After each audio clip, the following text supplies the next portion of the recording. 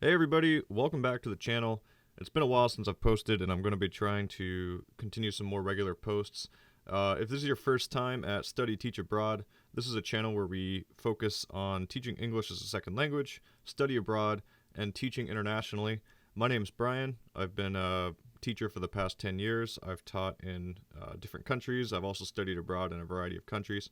I was a Fulbright grantee and English teaching assistant in Medellin, Colombia, and I have since been a foreign language teacher in the United States. And this channel is dedicated to helping you to find resources to study abroad and dedicated to helping you encourage yourself to get out there, or to encourage you to help other people learn foreign languages like English and Spanish or any other, and coming together as a community of teachers, learners, and travelers. For today's video, I am wanting to talk about some really awesome conversation techniques that I use in conversation clubs, both when I'm teaching Spanish and English. Roleplay scenarios are fantastic for comprehensible input, and they're also fantastic for practicing real-life conversations. In this video, I have 10 different scenarios that you can use in your conversation clubs in your classroom. It's really great for learners of any age. You can use it with middle school students. I currently teach middle school Spanish, but you could definitely use it with kids in 3rd or 4th grade. But these scenarios are more recommended for people at least 12 to 11 years or older.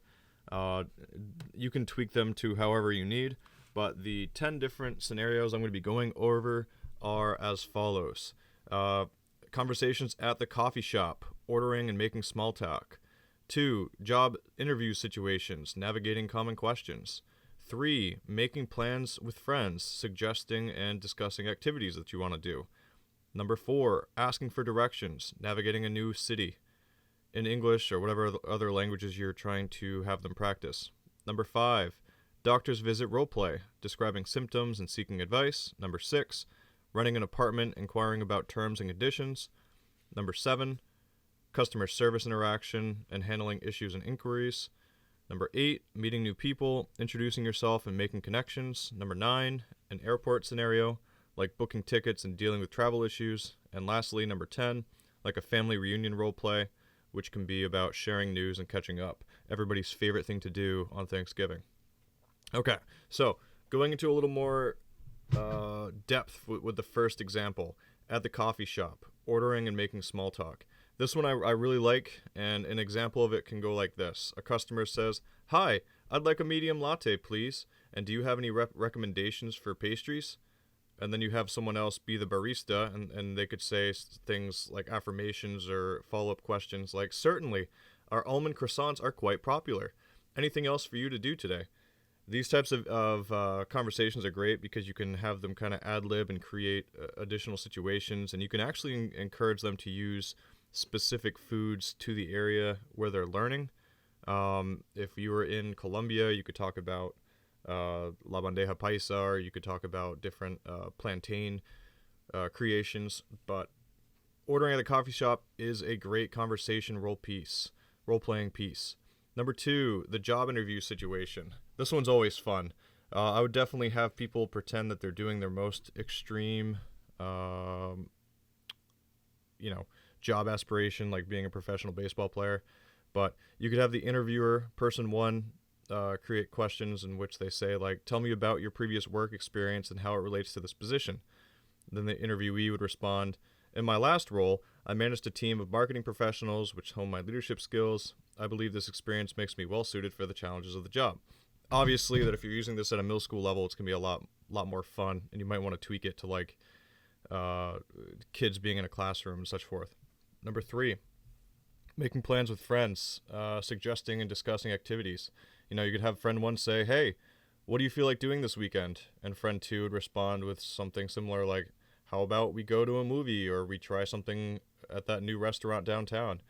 But the idea is that you ad-lib it and that you create more discussion from there. These are just very over-the-top generic ideas. The next one, asking for directions, navigating a new city in English. You could have them be a tourist. The tourist could ask questions like, "Excuse me, can you tell me how to get to the nearest subway station or the nearest restaurant?" And then you could have someone playing a local trying to be as friendly or snooty toward the tourist, depending on whatever culture you're in. And they could say like, sure, just go straight down the street and take a left. It's about 5 minutes from here. You could definitely have them write down their responses before you do so. The next one is a doctor's visit role play. This one's always fun. Kids, if you're, I use Senior Wooly's stuff in my classroom. So he has a song all about things that hurt. So you can have kids really have some fun with this, or college students or whatnot. But a patient comes in, could be like, hey, I have headaches and fatigue lately. Do you think it could be related to any stress? And you could have another person being a doctor or a nurse or whatever, and say things like, oh, it's possible. Let's discuss your daily routine and see if there's anything that triggers it. And then you could have him like hit his arm or something. I don't know. The next one, renting an apartment. This one's a pretty, college level oriented, but you could have a renter come in and be like, hey, I'm interested in the apartment online. Could you tell me more about the lease terms and the additional fees? And the landlord could be polite and respond in ways like, certainly, the lease is for 1 year and there's a security deposit for 1 month's rent. This one's incredibly useful for people who are trying to, at some point, work or live abroad. The next one is the infamous customer service interaction, handling issues and inquiries, because a lot of people that learn English really need to practice interacting with people either on the phone or in person in a business professional setting. So a customer comes up, they say, hey, I received a damaged product in my order. How can we resolve this issue? The customer service rep could then respond with, oh, I'm sorry for the inconvenience. We'll send out a replacement right away, or create some kind of ad-libbed version that you can, tailor to your students' personal needs. The next one is meeting new people. You could have person A walk up and be like, hey, I'm Alex. Nice to meet you. Why are you here? What brings you to this event? And then person B could come in and respond like, hey, Alex, I'm Taylor. I heard about this gathering and thought it would be a great opportunity to meet new people. Then comes the next one, an airport scenario, booking tickets and dealing with travel issues. You could have the traveler say to the ticket agent, I'd like to book a one-way ticket to Paris for next week. Can you help me with that? And the ticket agent would respond, certainly. Let me check the available flights for you.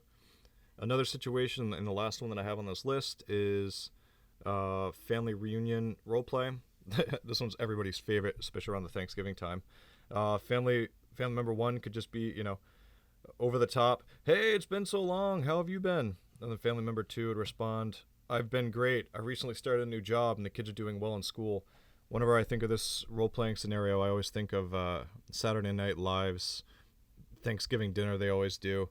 And I would definitely allow kids the freedom, or college students or high school students the freedom to create their own scenarios and really try to make the funniest situation they can, because when you're doing conversation clubs and you're doing comprehensible input classes, really interaction and engagement is the best way. I've had a lot of success with students who don't like to speak in front of other ones by just letting them have a side role, or using total physical response to do physical gestures, like maybe they're that family member who can't stand a certain political group and they refuse to talk to the other person, and then they just kind of roll their eyes and stuff whenever somebody says something.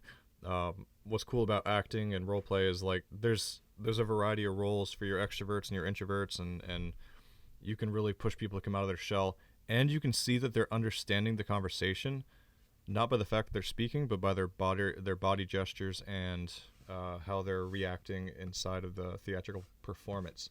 So if you think this video is useful, please hit subscribe. I'm going to be trying to pump out a lot more conversation club, teaching foreign language ideas to kind of reboost the channel and get things going.